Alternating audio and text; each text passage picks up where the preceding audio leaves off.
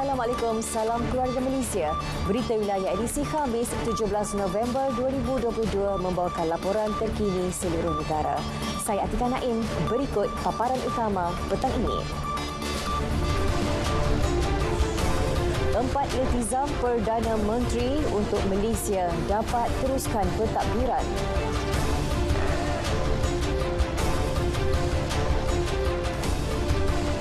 Gelombang penularan COVID-19 terkawal, pengundi selamat keluar mengundi.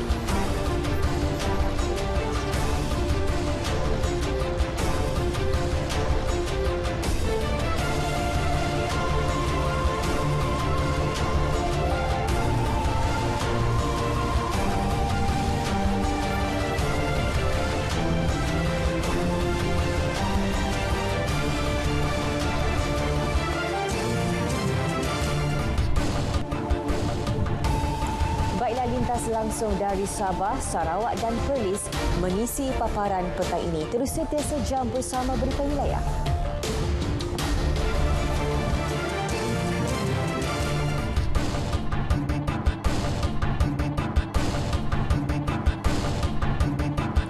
Perdana Menteri Datuk Seri Ismail Sabri Yaakob menyenaraikan 4 iltizam beliau untuk Malaysia sekiranya diberi peluang meneruskan pentadbirannya selepas pilihan raya umum ke-15. Beliau menyenaraikan iltizam melalui amanat PRU hari ini.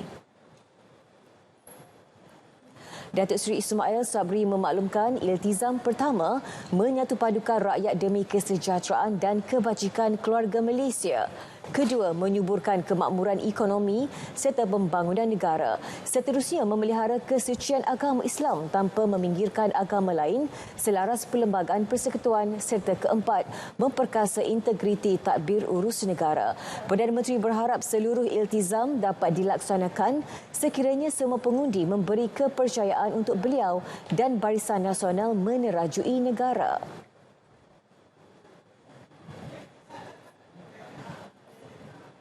Amanah dipegang saat negara masih berdepan ancaman COVID-19 dan keadaan ekonomi yang terjejas. Datuk Seri Ismail Sabri akui ia bukan suatu yang mudah, namun pelbagai usaha dilakukan sehingga negara mampu ke fasa peralihan endemik COVID-19 sekaligus merancangkan kembali ekonomi negara. Mengimbau ketika diberi mandat menerajui negara pada 21 Ogos tahun lalu, Datuk Seri Ismail Sabri mengangkat sumpah sebagai Perdana Menteri ketiga pada penggal yang sama iaitu 2018-2022 selepas berlaku peralihan 3 kerajaan dalam tempoh 3 tahun yang juga ibarat episod gelap kepada negara. Pada ketika itu, negara berdepan ancaman pandemik COVID-19 dengan jumlah pesakit harian mencecah puluhan ribu, mengorbankan ratusan rakyat sehari sehingga menyebabkan fasiliti perubatan hampir lumpuh. Tidak cukup dengan itu, katanya negara berdepan krisis ekonomi dengan jumlah pengangguran meningkat lebih 700,000 orang dan banyak sektor perniagaan terpaksa gulung tikar serta rakyat hilang mata pencarian. Sepanjang tempoh 15 bulan penerajuan beliau, 15 inisiatif telah dicapai. Datuk Seri Ismail Sabri menegaskan keadaan bertambah baik namun masih banyak yang perlu dilaksanakan untuk menjadi sebuah negara bangsa yang teguh bersama dan kembali dihormati di pesada dunia. Beliau yang juga penyandang kerusi Parlimen Beras sejak 2004 berharap dapat membawa negara terus maju ke hadapan.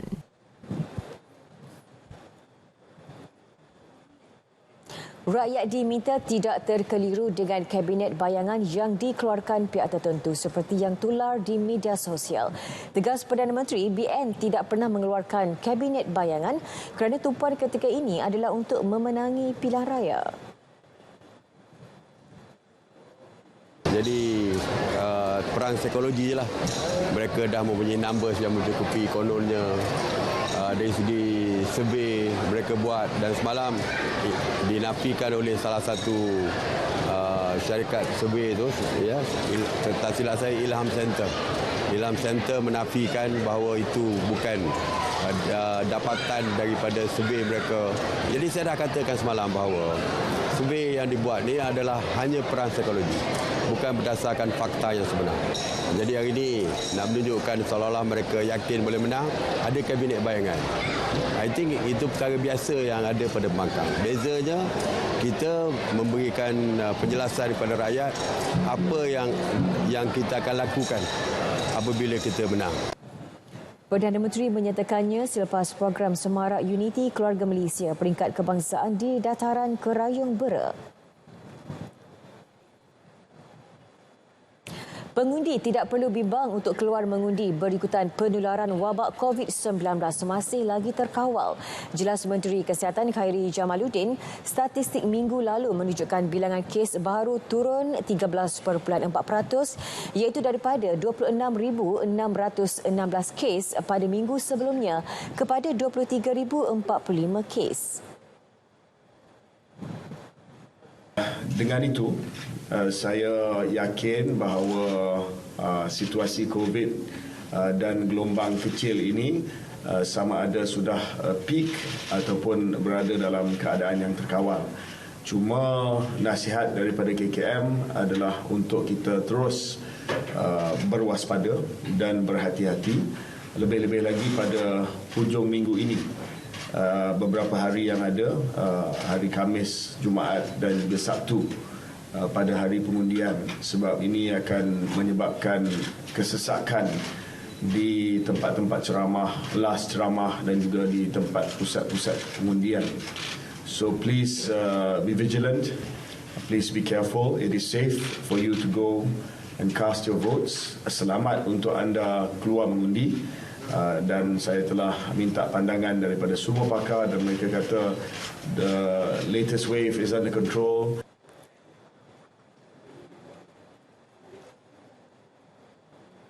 Dalam pada itu, tiada saluran khas disediakan untuk pengundi dijangkiti COVID-19 tidak kritikal atau pengundi kesihatan awam. Sebaliknya, pengundi dijangkiti perlu memaklumkan kepada pegawai kesihatan yang ditugaskan di pusat mengundi untuk mengiringinya mengundi. Pengundi kesihatan awam juga wajib melaporkan status kesihatan menerusi aplikasi MySejahtera. Kalau COVID positif, please identify yourself. Ya, tolong mengenalkan diri kepada petugas KKM dan selepas itu petugas KKM akan semak status dalam MySejahtera.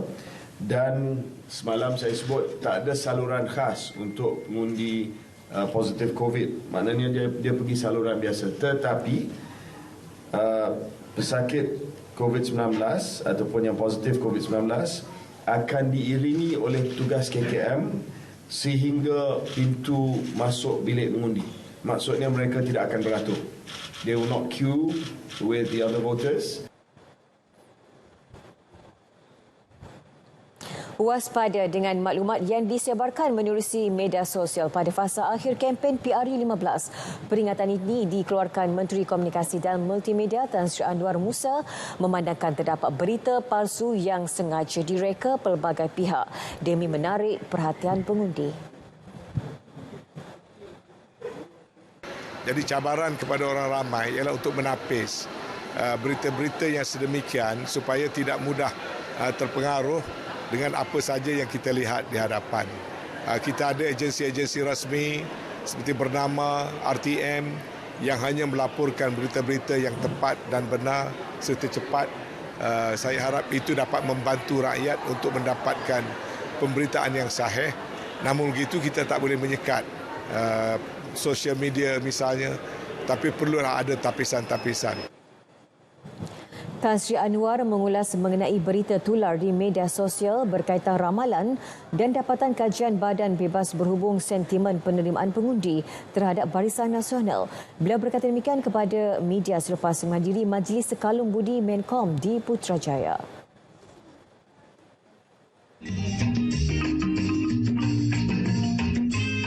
Malaysia menjadi impian kita semua pastinya yang terbaik untuk masa depan negara. Negara yang bakal kita warisi kepada anak cucu kita. Hari inilah detiknya kita mencorak sebuah negara yang stabil, aman dan sejahtera. Inilah tanggungjawab kita bersama menunaikan mandat. Menentukan pucuk pimpinan negara. Kita perlu lakukan dengan yakin dan bijaksana. Menilai dengan matang dan rasional. Tanggungjawab di bahu kita. Dan kita perlu lakukannya bersama. Jangan nafikan hak kita. Hak memilih, peluang membantu negara terus maju dan sejahtera. Ayo, lunaskan hak kita. Tanggungjawab sebagai rakyat Malaysia. Jangan lupa kewajipan pada negara. Perdana Menteri Datuk Seri Ismail Sabri Yaakob sudah mengarahkan agensi bencana setiap negeri bersedia susulan banjir kilat di Selangor semalam. Persediaan itu sebagai langkah berjaga-jaga jika kejadian banjir besar berulang kembali. Malah semua jawatankuasa pengurusan bencana negeri dan daerah telah diaktifkan. Saya harap pihak Majlis Daerah, Majlis Perbandaran, Majlis Bandaraya, Kelang ke ataupun Shah Alam ke, saya pun risau di Seri Muda kalau berlaku seperti dulu. Jadi saya haraplah peringkat negeri, State Secretary mesti memastikan bahawa jawatankuasa pengurusan bencana negeri ready. Dan lebih penting lagi adalah ground zero itu sendiri, iaitu di kawasan yang banjir lah. Maka seperti saya katakan, pengurusan bencana peringkat daerah mesti bersedia. Dan ini pula hujan lebat berterusan sekitar Lembah Kelang sejak malam tadi menyebabkan beberapa kawasan terjejas akibat banjir. Satu kejadian tanah runtuh turut dilaporkan di Selangor. Beberapa kawasan dinaiki air melibatkan Sepang, Hulu Langat, Petaling dan Kelang. Menurut info bencana JKM, 17 PPS dibuka sejak awal pagi melibatkan 1,200 penduduk.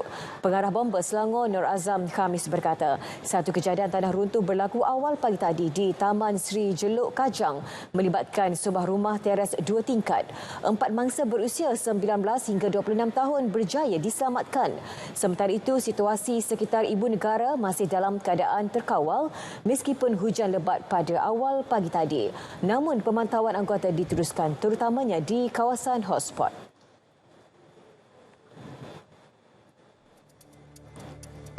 Sementara itu, jumlah penduduk terjejas banjir di Raub Pahang terus meningkat. Setakat 4 petang, 256 penduduk daripada 77 keluarga dipindahkan. Menurut info bencana JKM, kesemua mereka ditempatkan di 5 pusat pemindahan sementara PPS.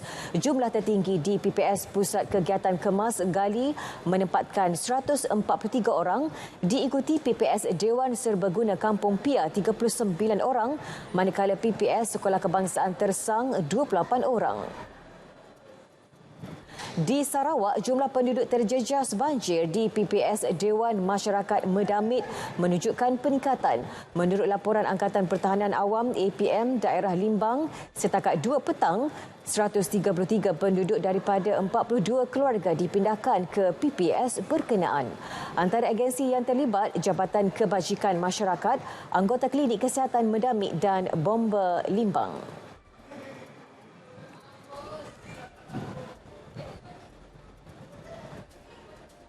Baiklah, seterusnya bagi mengikuti perkembangan cuaca semasa seluruh negara, kita bersama Pegawai Met Malaysia Wan Muhammad Hafiz Hussein.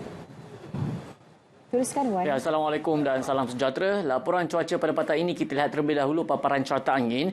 Pada ketika ini kita menerima pengaruh angin daripada pelbagai hala dengan kelajuan yang agak sederhana sekitar 20 hingga ke 30 km sejam.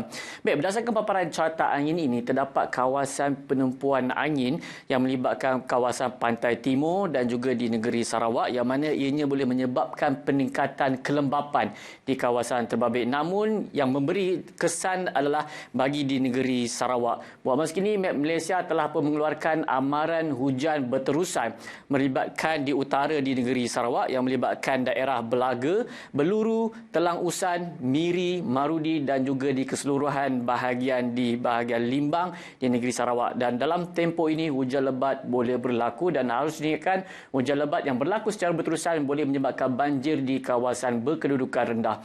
Dan amaran ini akan berkuat kuasa sehingga ke esok 18 November 2022. Jadi pada orang ramai diharapkan sentiasa peka dan juga cakna dengan ramalan dan juga amaran yang dikeluarkan oleh Map Malaysia. Baik, kita akan terus ke paparan imej gemerada bagi melihat keadaan cuaca semasa apa yang berlaku pada ketika ini. Bagi negeri-negeri pantai barat seperti di Selangor, Kuala Lumpur, Negeri Sembilan, Melaka, buat masa kini alhamdulillah dalam keadaan mendung, tiada hujan yang berlaku pada ketika ini.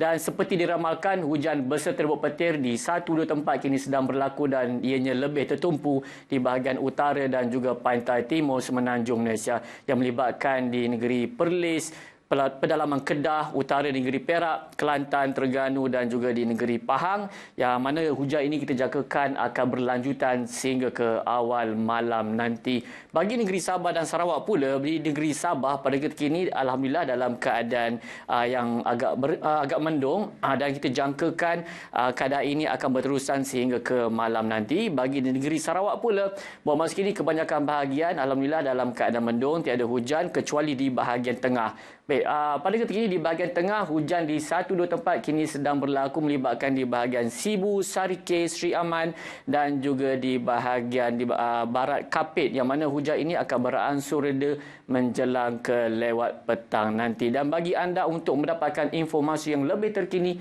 anda boleh layari laman sesawang kami di www.mbit.gov.my ataupun boleh muat turun aplikasi My Cuaca ataupun terus ke Facebook, Instagram, Twitter dan juga YouTube kami. Baiklah, bisa kita lihat ramalan cuaca bagi bandar-bandar utama di seluruh Malaysia. Saya Wan Hafiz. Assalamualaikum dan salam sejahtera.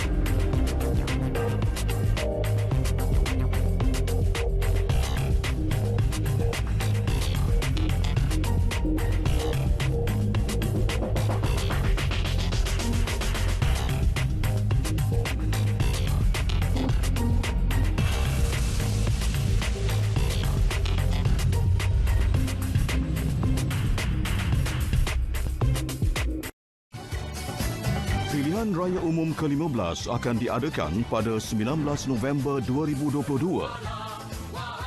Tarikh penamaan calon pada 5 November 2022. Tarikh mengundi awal pada 15 November 2022. Jangan lupa bawa kad pengenalan anda. Patuhi peraturan ketika mengundi. Undi anda, penentu masa depan negara. Bersua kembali. Cuti panjang bermula esok sepenuh hari pengundian menyebabkan aliran trafik di kebanyakan lebuh raya meningkat. Bagi meninjau situasi semasa bersama Adlia Habibullah yang kini berada di Lembaga Lebuh Raya Malaysia. Teruskan Adlia. Ya betul Atika. Ketika ini saya berlintas langsung dari Lembaga Lebuh Raya Malaysia LLM Bangi bagi membawakan kepada anda perkembangan aliran trafik di Lebuh Raya Utama. Dan seperti yang anda dapat saksikan paparan skrin di belakang saya, kita dapat saksikan pertambahan bilangan kenderaan menuju ke utara, selatan dan timur. Ia susulan warga kota sudah mula pulang ke kampung halaman untuk melaksanakan tanggungjawab sebagai pengundi.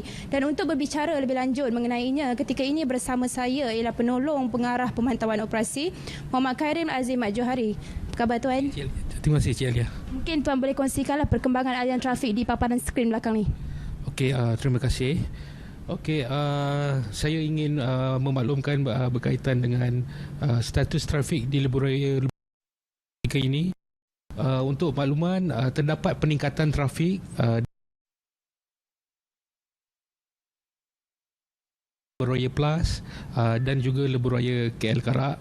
Ini berikutan berkaitan dengan penduduk di Lebuh Raya dalam negara ingin pulang ke kampung untuk menunaikan kewajipan untuk mengundi dalam pilihan raya umum yang ke-15 pada hari Sabtu ini.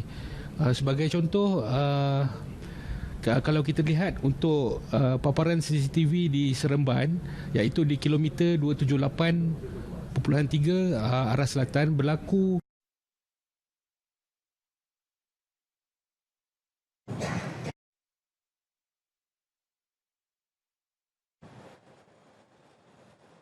iaitu di kilometer 269 yang berlaku di antara Bandar Nilai yang di antara Nilai ke Bandar Aisdale.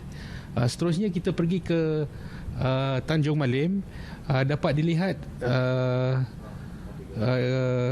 pergerakan trafik mula bergerak perlahan namun agak lancar di kilometer 396.4 ke arah utara. Seterusnya kita pergi ke Plaza Tol Gombak. Dapat dilihat pergerakan trafik agak tinggi namun masih lagi lancar. Seterusnya kita pergi ke CCTV, ke lokasi CCTV di Genting Sempah, yang dapat dilihat di sini berlakunya peningkatan trafik di kawasan ini. Yang berikutan di kawasan ini struktur jalan di situ adalah dalam keadaan mendaki. Jadinya pergerakan trafik perlahan berikutan terdapatnya faktor penambahan peningkatan trafik. Ingin saya maklumkan di sini, berdasarkan pemantauan pihak kami dari jam 12 pagi tadi sehingga pukul 4 petang untuk Lebuh Raya Aneh terdapat sebanyak kira-kira 90,000 jumlah trafik telah memasuki Lebuh Raya KL Karak, iaitu sebanyak 60,000 menghara ke pantai timur dan 30,000 lagi menghara ke arah pantai barat, iaitu Kuala Lumpur.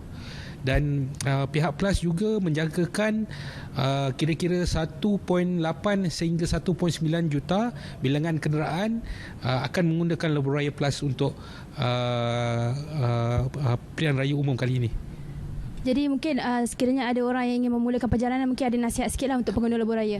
Okey, nasihat saya kepada pengguna Lebuh Raya supaya dapat memastikan baki Tan Syed Enggo cukup dan e-wallet juga cukup, serta pastikan kenderaan anda diselenggarai dengan baik. Dan saya mengucapkan selamat menunaikan kewajipan mengundi kepada semua rakyat Malaysia. Terima kasih Tuan. Jadi sekiranya anda yang akan akan berpulang ke kampung halaman, diingatkan untuk sentiasa memeriksa info trafik terkini, dan saya kira rakan tugas saya yang berada di Gombak sudah bersedia dengan laporannya di sana. Silakan Tina.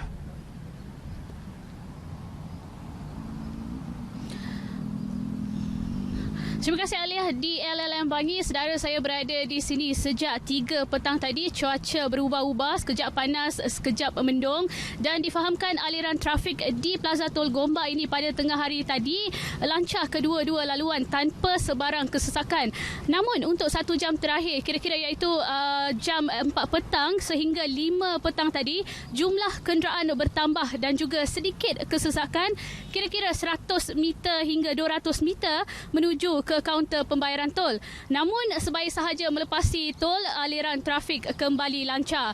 Memandangkan hari pelepasan am bermula esok menjelang pilihan raya umum ke-15 Sabtu ini, Ani Berhad menjangka peningkatan jumlah kenderaan sehingga 1.2 juta, iaitu peningkatan kenderaan sehingga 70% berbanding hari biasa.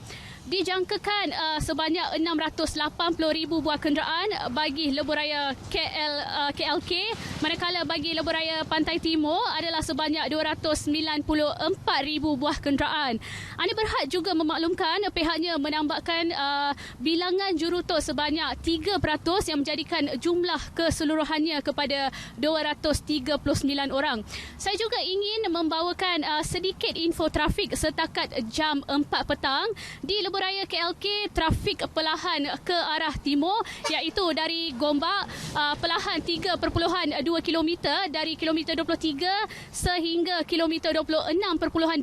Di exit Gombak Genting Sepah pula perlahan 9.5 km dari kilometer 27.5 hingga kilometer 37 berikutan pertambahan kenderaan.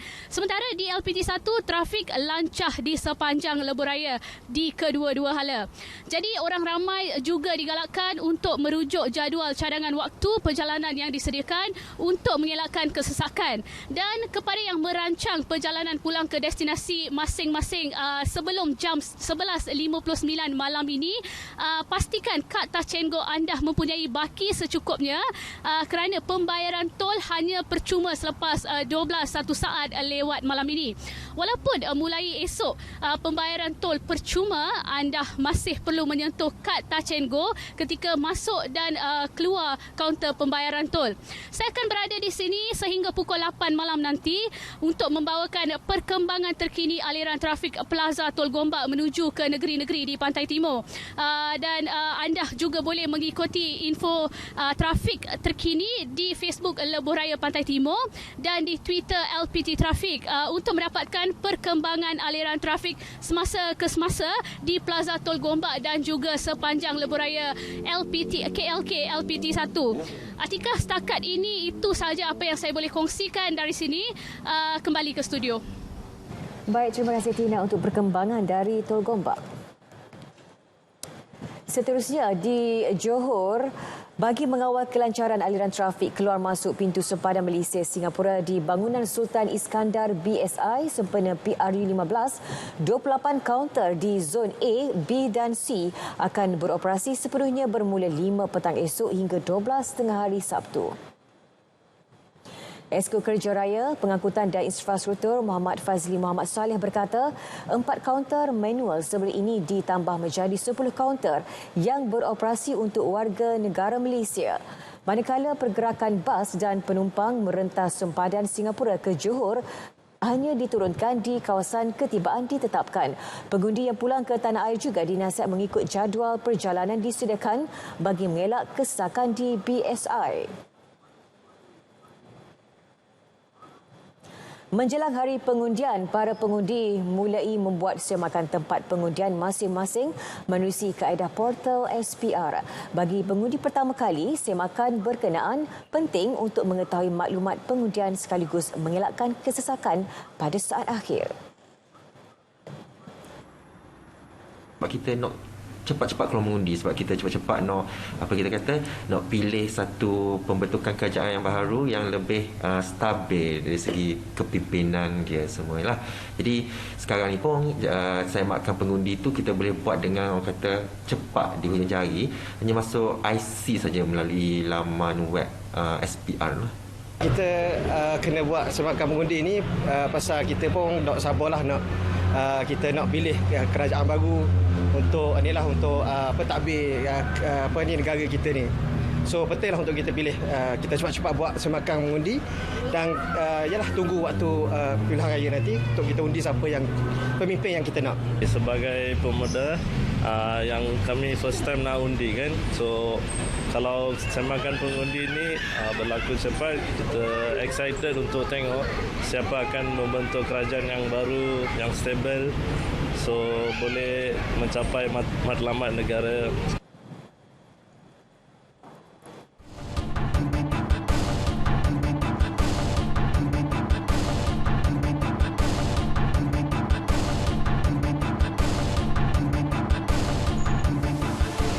Kempen PRU15 terkawal dan dijalankan secara harmoni di Perlis. Perijanya langsung bersama Wan Muhammad Ryan Rohidar di studio RTM Kangar. Ryan, silakan. Terima kasih Atika. Bantuan kebajikan bersasar akan kembali dilaksanakan melalui tahun depan sekiranya Barisan Nasional kekal mentadbir Perlis. Sebelum ini, bantuan yang diberikan telah memberi manfaat besar kepada 30,000 penerima dalam kalangan fakir miskin, orang kurang upaya, warga emas, ibu tunggal dan anak yatim. Menteri Besar Perlis yang juga calon Dun Bintong, Datuk Seri Azlan Man berkata, bantuan berkenaan akan ditingkatkan kepada RM200. Selain itu, satu lagi kategori penerima iaitu bapa tunggal bakal ditambah. Kita membelanjakan setahun lebih kurang 5 ke 6 juta ringgit. Tapi kali ini kalau sekiranya diluluskan, kalau sampai RM200 untuk satu individu dan jumlahnya mungkin lebih besar, mungkin mencecah 40,000. Jadi saya rasa peruntukannya lebih besar lah. Mungkin hampir-hampir 10 juta. Ya. Setiap tahun itu kita akan minta peruntukan daripada Kerajaan Persekutuan, insya-Allah. Datuk Seri Azlan menyatakannya pada program Himpunan Anak Muda Dun Bintong disertai lebih 300 anak muda. Keadaan terkawal dan mematuhi peraturan ditetapkan sepanjang tempoh berkempen membuktikan kematangan rakyat memilih kepimpinan baharu. Sehingga Rabu lalu, 215 permit dipohon oleh parti bertanding melibatkan 88 perhimpunan ceramah, 127 kempen bergerak dan konvoi dengan bersyarat telah diluluskan. Ada sebelum ni pun tak pernah berlaku kan, dan kita nak pastikan kita dapat menjaga nama baik Perlis. Bila kita dapat menjaga nama baik negeri Perlis ni dengan menunjukkan bahawa kita ni adalah masyarakat dan rakyat yang dapat menunjukkan sifat-sifat yang baik, yang tidak melakukan keganasan, bukan keganasan, melakukan perkara yang akan menimbulkan kekacauan, pergaduhan dan sebagainya. Beliau ditemui selepas menjadi tetamu siaran langsung Konti Radio Perlis FM.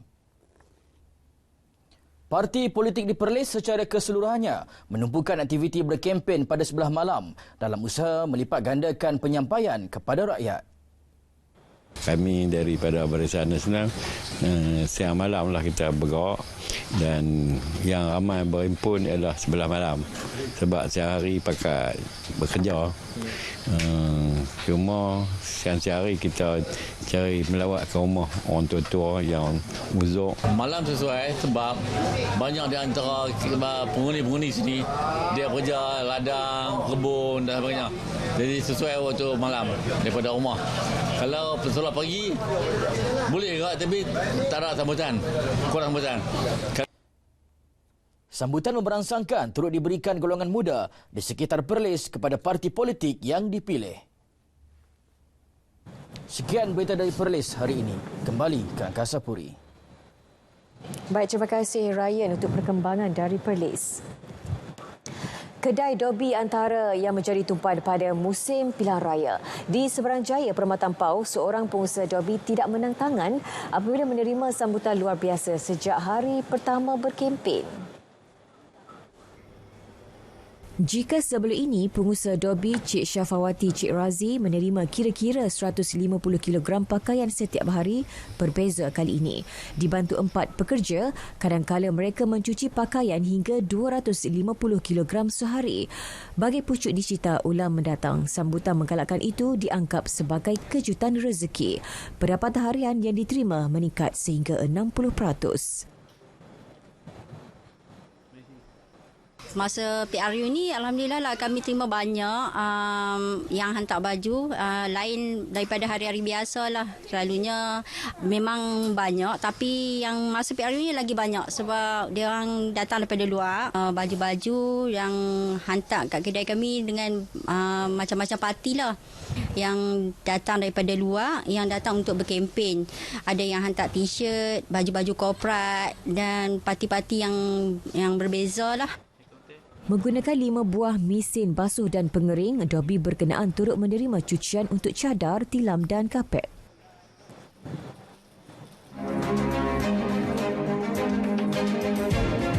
Bagi menjalankan proses PRU yang ke-15 ini, gelanggang PRU 15 sudah dibuka. Andalah penentu kepimpinan dan masa depan negara.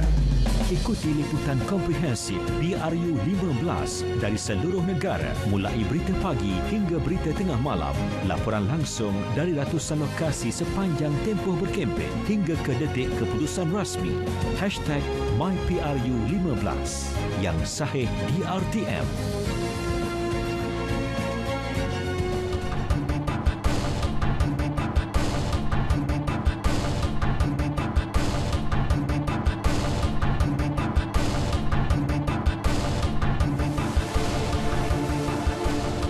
beransur kembali. Perkembangan dari negeri di bawah bayu hari ini, GRSBN tidak pinggirkan kaum Cina. Perinciannya langsung bersama Redwin Robin di Kota Kinabalu. Redwin, silakan. Baik, ketika Kerajaan Negeri Gabungan Rakyat Sabah Barisan Nasional GRSBN menafikan tuduhan meminggirkan masyarakat Cina, berikutan tiada wakil mereka dilantik sebagai menteri atau pembantu menteri dalam Kabinet Negeri ketika ini. Ketua Menteri Datuk Seri Panglima Haji Jinor berkata, walaupun demikian, namun mereka tetap diberi peranan penting dalam kerajaan menerusi lantikan tertentu. Menurut Datuk Haji Ji, beliau berhasrat melantik pemimpin Cina dalam kerajaan negeri sebagai menteri bagaimanapun dalam pilihan raya umum PRU Dewan Undangan Negeri DUN Sabah ke-16 pada tahun 2020, tiada satu pun daripada calon GRSBN dalam kalangan kaum Cina yang menang. Justru PRU DUN akan datang, beliau berharap sokongan diberikan kepada pemimpin Cina yang menjadi calon GRS. Beliau berkata demikian pada ceramah perdana sandakan Ketua Menteri bersama rakyat di Dewan Hakka Sandakan. Datuk Haji Ji yang juga pengerusi GRS menjawab tuduhan Presiden Parti Warisan Sabah Warisan, Datuk Seri Panglima Muhammad Syafi Abdal mengenai ketiadaan wakil masyarakat Cina dalam Kabinet Kerajaan Negeri GRSBN ketika ini. Sementara itu, Datuk Haji Ji menyifatkan calon GRS bagi kerusi Parlimen Sandakan, Kapitan Thomas Lau, sebagai seorang yang berkelayakan dan berpengalaman luas dalam membantu membawa perubahan di Sandakan jika diberi mandat pada PRU 15 ini. Berbaki 2 hari tempoh berkempen pilihan raya umum ke-15 PRU 15 dimanfaatkan sepenuhnya calon bertanding di negeri ini. Di Ranau, calon Gabungan Rakyat Sabah GRS Parlimen Ranau, Dato' Jonathan Yassin, menyantuni beberapa pusat daerah mengundi PDM termasuklah di PDM Kilanas, Lohan, Lohan Ulu dan PDM Kim Olohing. Sepanjang kempen berlangsung, pelbagai aktiviti diadakan termasuk sukan pemotoran, bola sepak, permainan bola tampar dan sukan elektronik sebagai usaha mendekati pengundi. Berkaitan dengan kempen-kempen kami di daerah Ranau setakat sekarang, nampaknya cukup bagus, sambutan agak baik, namun semuanya terserah kepada rakyat yang akan membuat pemilihan pada 19 hari bulan.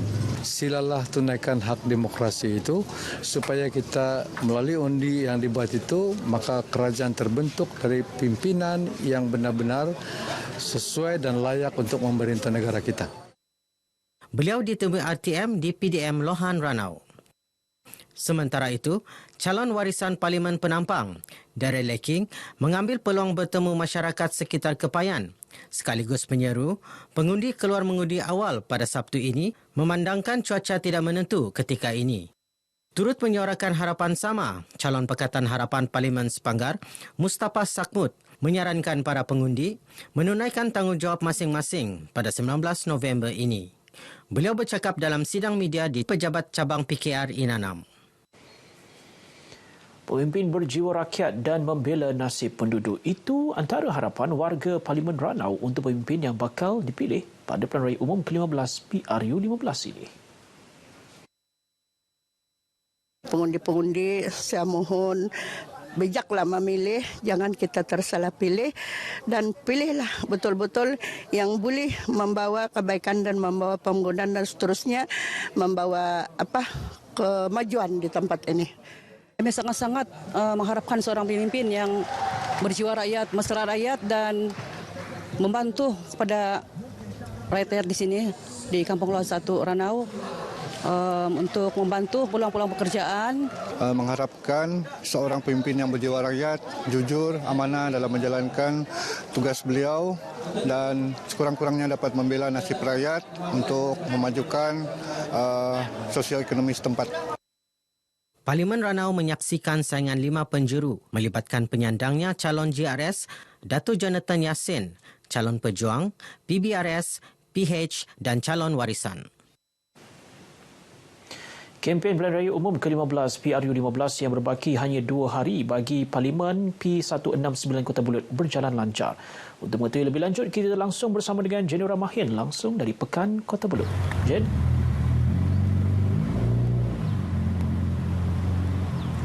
Terima kasih Redwin. Ya, suasana kempen bagi kawasan Parlimen P169 Kota Belud ini dimeriahkan dengan papan iklan dan poster calon yang bertanding selain kibaran bendera daripada parti yang bertanding. Dan kebanyakan bendera parti ini dipacakkan di sepanjang jalan dan kawasan bulatan di sekitar pekan Kota Belud ini. Dan ia sekaligus menceriakan lagi suasana kempen dengan warna-warni bendera parti. Kawasan Parlimen P169 Kota Belud ini menyaksikan pertandingan 3 penjuru antara calon Barisan Nasional BN, Datuk Seri Panglima Abdul Rahman Dahlan dan calon Warisan Isna Raisa Munirah Majlis dan calon Pakatan Harapan Madeli alias Modili Banggali. Parlimen P169 Kota Belud mempunyai 79,885 pemilih berdaftar. Dalam pilihan raya umum lalu, kerusi Parlimen P169 Kota Belud ini dimenangi Isna Raisa Munirah Majlis dari Parti Warisan dengan majoriti 4,262 undi. Setakat ini laporan saya dari kawasan Parlimen P169 Kota Belud. Saya Jenny Ramahin yang sahih di RTM #MyPRU15. Kembali bersama Redwin di studio. Redwin? Baik, terima kasih Jen. Susulan pengumuman Perdana Menteri mempercepatkan bayaran bantuan keluarga Malaysia BKM baru-baru ini yang mendapat reaksi positif rakyat di negeri ini. Di Kinabatangan, masyarakat luar bandar di Suan Lamba bersyukur dengan pembayaran BKM yang dipercepatkan untuk perbelanjaan balik mengundi di kawasan masing-masing selain keperluan keluarga. Syukur Alhamdulillah dengan BKM dipercepatkan oleh Perdana Menteri memudahkan untuk kami balik kampung BRU 15 pada 19 hari bulan ini. Bantuan ini meringankan beban kami, anak-anak kami, sekolah dan sebagainya. Berkaitan dengan proses penerimaan BKM yang dipercepatkan itu, pada kami merasa sangat bersyukurlah, merasa berterima kasih sebab mungkin kalau orang-orang yang senang, orang tidak merasa macam mana yang kami rasa. Lebih baiklah dipercepatkan untuk kegunaan keluarga dan juga bila sekolah, dan masa sekarang lagi memang sangat memerlukan sebab sudah diambang pilihan raya, meringankan sikit beban kami. Alhamdulillah, syukur dapat membantu kami yang balik ke kampung untuk mengundi pada 19 hari bulan ni kan.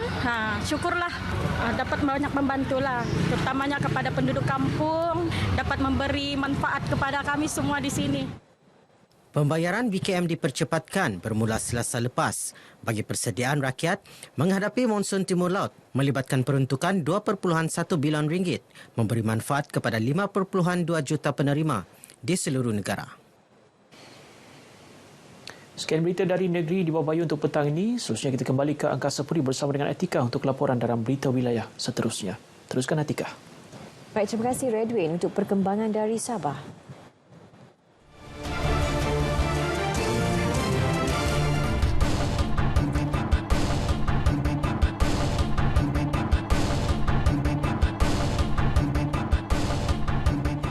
Seterusnya berita wilayah kita ke Bumi Kenyalang. Antara fokusnya, gabungan Parti Sarawak yakin rampas semula Parlimen Bandar Kuching dan Stampin.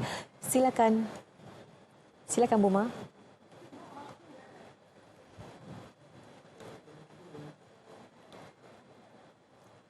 Buma, silakan. Ya, Atika. Gabungan Parti Sarawak GPS yakin akan merampas semula Parlimen Bandar Kuching dan Parlimen Stampin pada pilihan raya umum ke-15 PRU 15 kali ini. Premier Sarawak yang juga pengerusi GPS Dato' Patinggi Tan Sri Abang Johari Tun Apeng berkata ini berdasarkan keputusan pada PRU Dewan Undangan Negeri yang lepas yang mana GPS berjaya memenangi semula kerusi Dewan Undangan Negeri Kota Sentosa di bawah salah satu parlimen tersebut. Bercakap pada program kempen bersama calon Parlimen Bandar Kuching dan Stampin di Stutong, Premier Sarawak mahu kedua-dua parlimen tersebut dipimpin oleh wakil rakyat daripada GPS agar dapat membawa pembangunan yang lebih pesat dan diteruskan untuk kedua-dua lokasi tumpuan itu. Pada PRU 14 yang lepas, calon Parti Tindakan Demokratik DAP, Chong Cheng Jun, menang di Parlimen Stampin dengan meraih majoriti 14,222 undi Manakala bagi Parlimen Bandar Kuching pula, calon DAP Dr. Kelvin Yee berjaya dengan majoriti 35,973 undi. Manakala PRU 15 kali ini, GPS mempertaruhkan Eric Teziko di Parlimen Bandar Kuching dan Low Kee Chiang di Parlimen Stampin. Sementara itu, berucap pada program yang sama, Premier turut memaklumkan bahawa Kerajaan Sarawak di bawah GPS akan memperuntukkan 350 juta ringgit untuk Jabatan Pengairan dan Saliran bagi melaksanakan projek rancangan tebatan banjir. Ia bagi mengatasi isu banjir kilat yang sering berlaku di beberapa kawasan dan akan dilaksanakan pada tahun hadapan.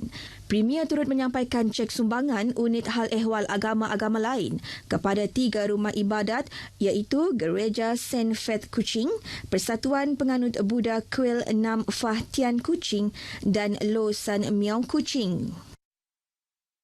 Kementerian Perusahaan, Peladangan dan Komuniti mencadangkan peruntukan berjumlah 26.7 juta untuk industri lada negara di bawah Rancangan Malaysia ke-12 RMK-12 bagi tahun depan.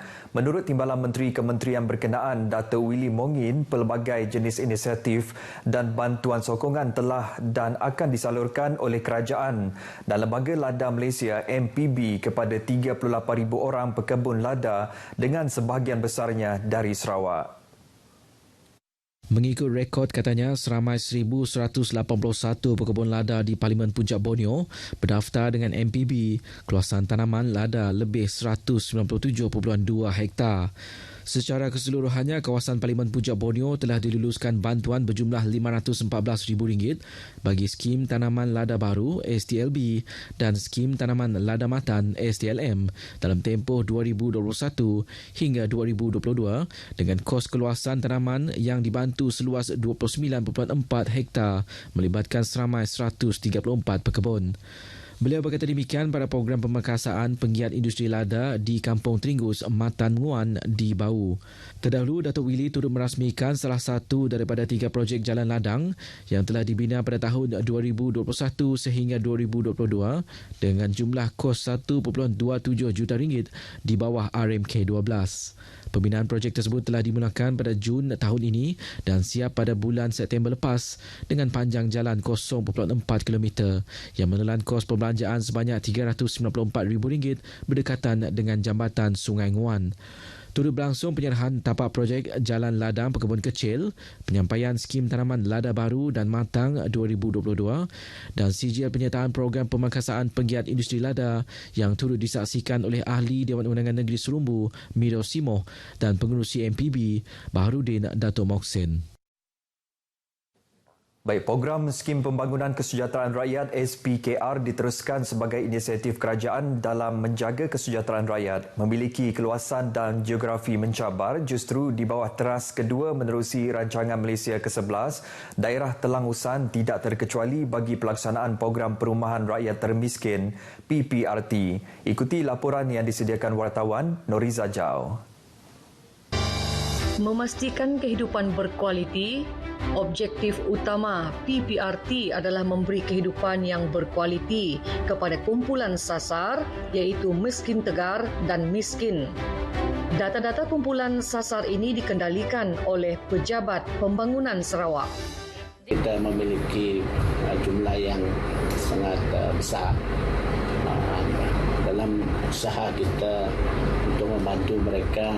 Saya harap mereka yang lain itu agak sabar dululah supaya giliran mereka kita doakan ditepati juga lah. Sejak program ini dilaksanakan di daerah Telang Usan pada tahun 2016, jumlah besar pembinaan rumah bagi bina baru ialah 62 buah. Saya bagi terima kasihlah sama pekerjaan bagi rumah ini sama saya.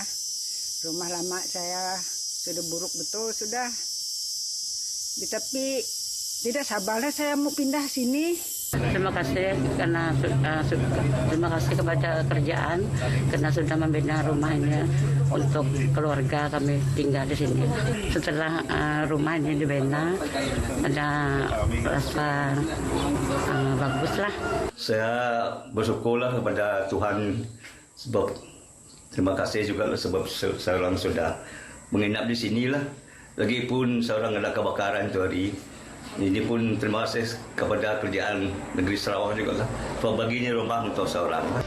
Selain itu, terdapat juga program baik pulih rumah sedia ada, iaitu menggantikan dinding atau atap bocor.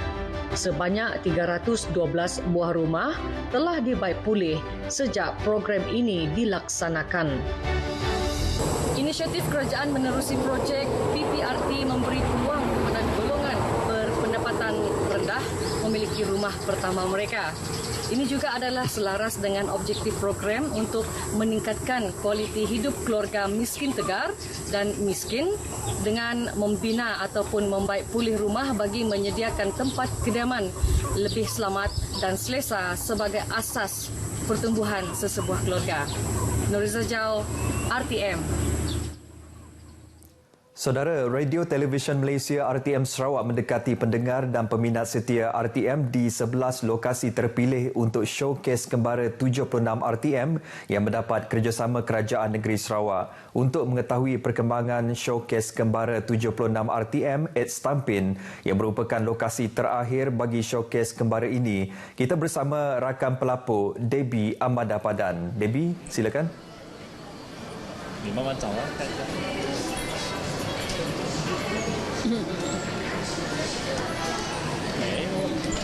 Baik, terima kasih Buma. Ya, saya sekarang berada di lokasi terakhir selepas kita pergi ke 11 lokasi, iaitu 10 lokasi dari kita sudah pergi ke Bauk, kita dah pergi ke RTM Sarawak, sudah pergi ke Lawas, Julau dan hari ini kita untuk program showcase kembara RTM 76 at Stampin. Saya berada di pusat beli belai Aeon Mall Kuching ini dan pada petang ini kita akan bercerita lebih lanjut mengenai apakah keistimewaan untuk program kita lokasi terakhir kita pada petang hari ini. Dan bersama saya pada petang ini iaitu Encik Liu Jujun, merupakan penerbit bagi program kita pada petang ini. Selamat petang DJ Liu yang lebih mesra dengan nama DJ Liu. Selamat petang. Selamat petang ya. Mungkin DJ Liu boleh kongsikan kepada penonton kita di Berita Wilayah pada petang ini apakah kelainan program kita untuk lokasi terakhir kita untuk showcase kembara 76 at Stampin ini. Ya.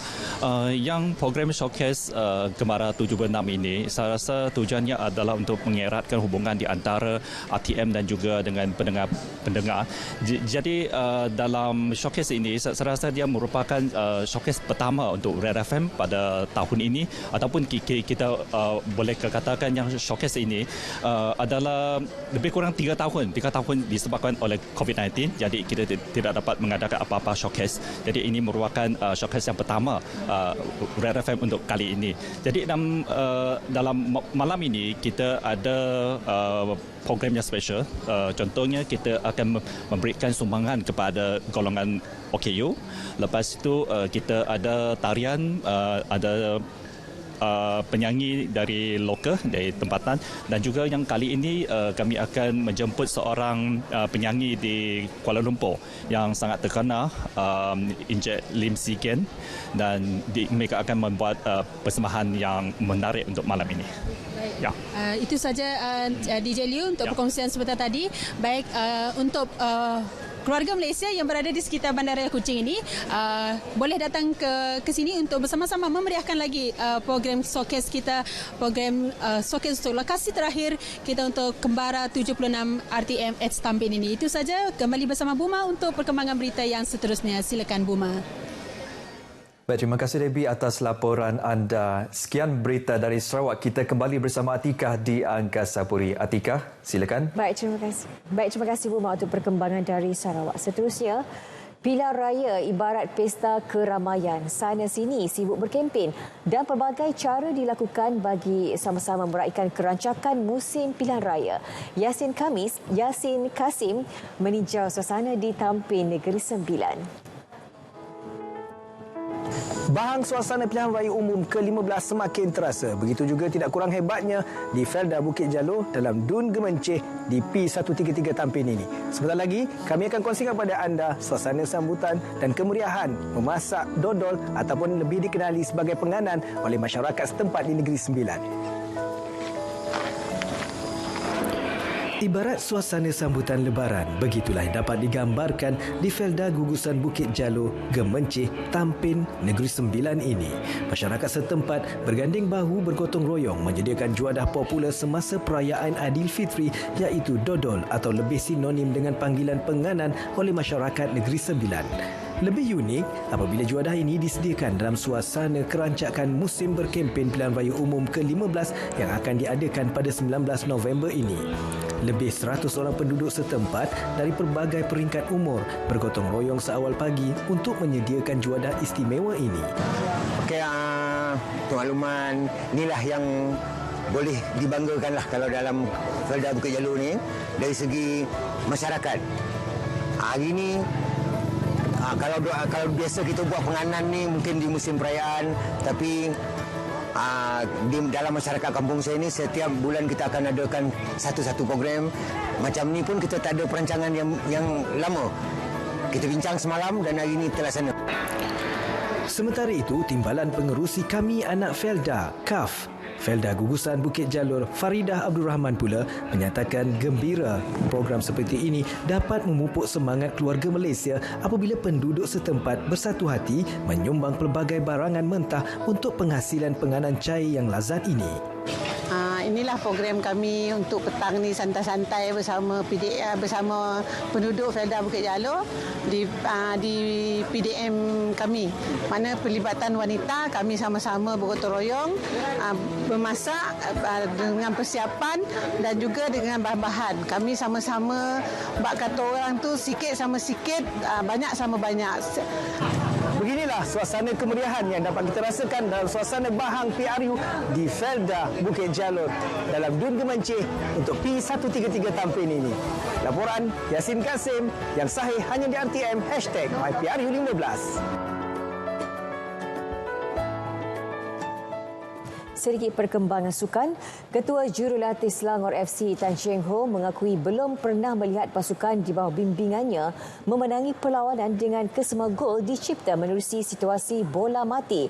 Bekas pengendali Harimau Malaya itu berkata demikian selepas menyaksikan The Red Giants menewaskan Terengganu TFC 3-1 pada separuh akhir pertama Piala Malaysia malam tadi.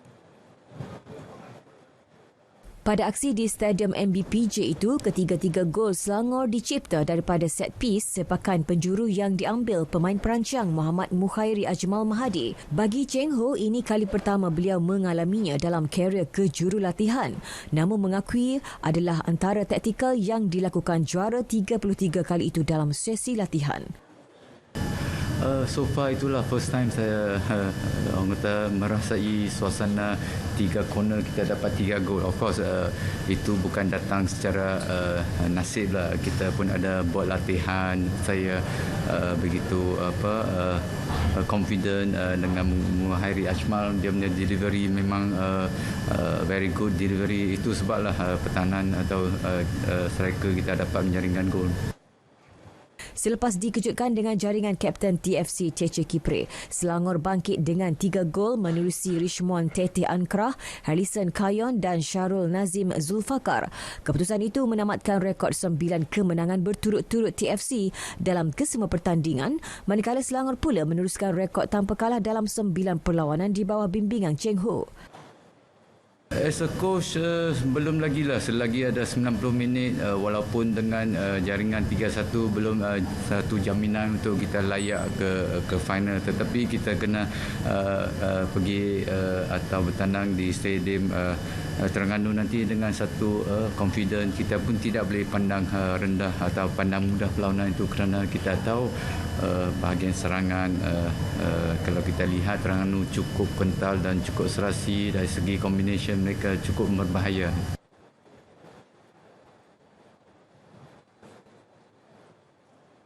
Baiklah saudara, berita wilayah berakhir di sini. Dapatkan perkembangan sahih sepanjang masa melalui portal berita.rtm.gov.my yang sahih di RTM #MyPRU15.